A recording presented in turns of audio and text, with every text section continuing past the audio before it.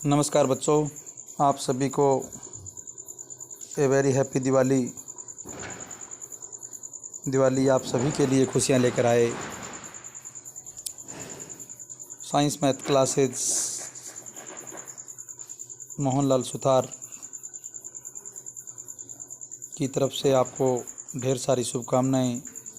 स्वामी विवेकानंद माध्यमिक विद्यालय, जहां से मैंने अपना अध्यापन करियर शुरू किया, जहां मैं आज पदस्थापित हूं, वहां से भी आपको ढेर सारी शुभकामनाएं।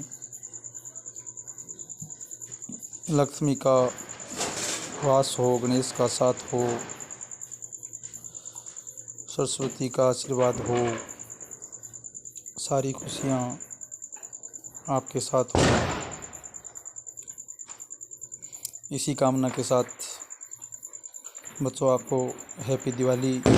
दिवाली और पटाखों का बड़ा गहन संबंध है। बच्चों को बड़ा इंतज़ार रहता है पटाखों का।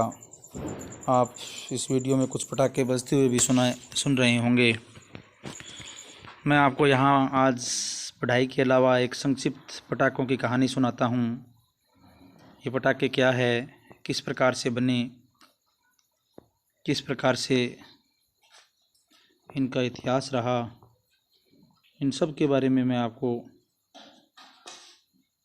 बारी बारी से सभी चीज़ें समझाता हूँ।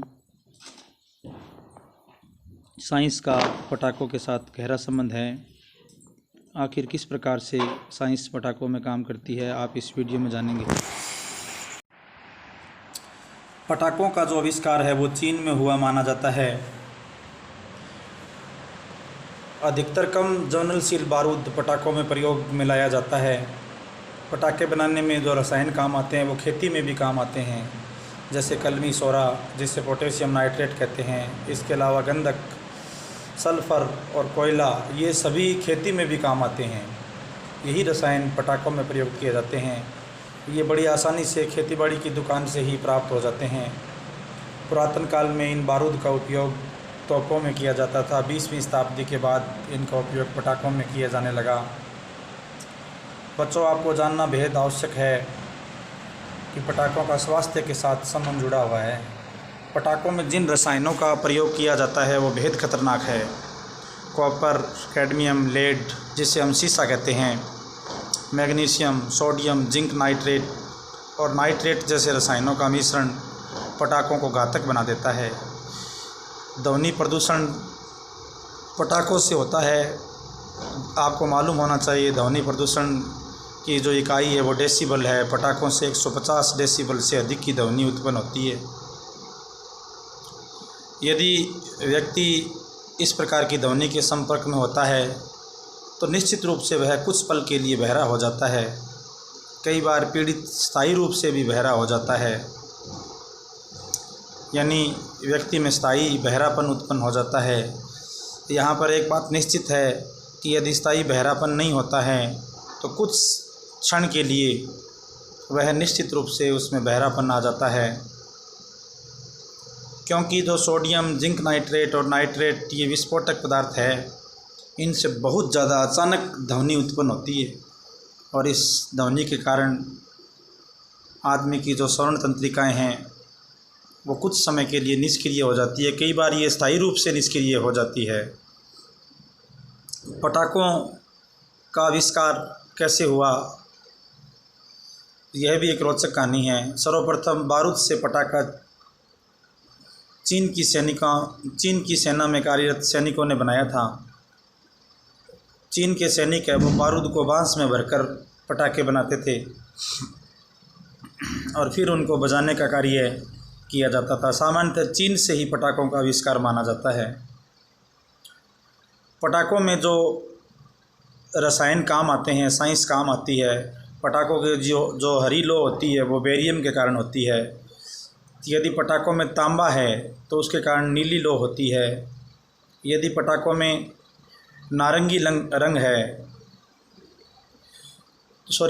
लो है तो वो कैल्शियम के कारण होती है।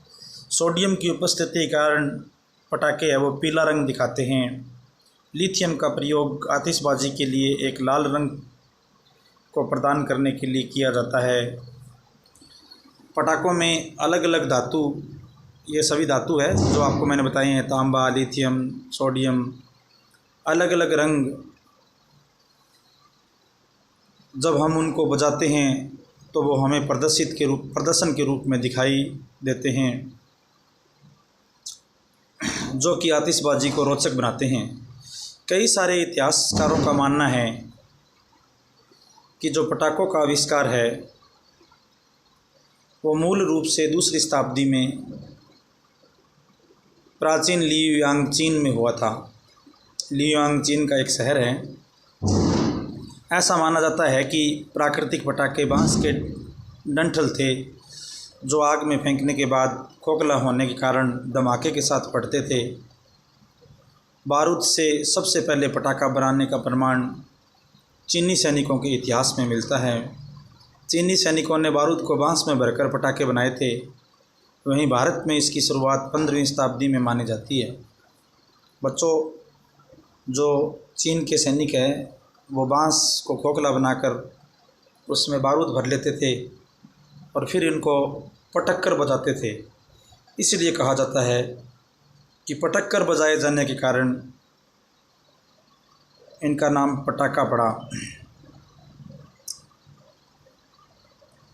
भारत में पटाखों की शुरुआत काफ़ी समय पहले हो गई थी, लगभग 15वीं शताब्दी के आसपास। महाभारत काल में भी पटाखों के बारे में सुनने को मिलता है। आपने टीवी वगैरह में ज़रूर देखा होगा। रुक्मिणी और भगवान कृष्ण के विवाह में आतिशबाजी का उल्लेख है। महाभारत काल से भारत में पटाखों की शुरुआत मानी जाती है। महाभारत के बहुत सारे दृश्य ऐसे हमने देखे हैं टीवी पर या इतिहासकारों की पुस्तकों में हमें उनके बारे में वर्णन देखने को मिला है, जहाँ पर आतिशबाजी या बारूद के फटने का अवसर सुनाई देता है। हमें यहाँ पर एक रोचक जानकारी मिलती है कि भगवान कृष्ण और रुक्मिणी के विवाह में भी इतिहासकारों ने आतिशबाजी का उल्लेख किया है। कई प्रकार की पेंटिंग और मूर्ति में आतिशबाजी और फुलझड़ियाँ देखने को मिलती है। इतिहासकारों ने बच्चों कई पेंटिंग बनाई है पुराने समय की कई मूर्तियाँ हैं, उनमें भी आतिशबाजी और फुलझड़ियों को देखने को मिलती है। 19वीं सदी में एक मिट्टी की मटकी में बारूद भरकर उसे फोड़कर पटाखा बनाने का ट्रेंड था। बारूद भरने के बाद मटकी को ज़मीन पर पटक कर फोड़ा जाता था, जिससे रोशनी और आवाज़ होती थी। कहा जाता है कि इसके कारण भी इसका नाम पटाखा पड़ा। ये मटकी आपने देखी होगी, उसमें बारूद भरकर ज़मीन पर फोड़ते थे। बच्चों, अब सबसे रोचक चीज़ जो है कि भारत में पटाखे बनते कहाँ हैं, इसके बारे में हम जान रहे हैं। भारत में तमिलनाडु में चेन्नई से करीब, पुराने समय में इसको मद्रास कहते थे, 500 किलोमीटर दूर एक छोटा सा शहर है शिवकाशी। आपने जो पटाखों की पेटी है या उसका डिब्बा है उस पर शिवकाशी लिखा हुआ देखा होगा। इस शहर में 90% से अधिक पटाखों का व्यापार है। 400 से अधिक फैक्ट्रियाँ हैं। तमिलनाडु के शिवकाशी को देश की पटाखा राजधानी कहा जाता है। देश के कुल पटाखा उत्पादन का आधा हिस्सा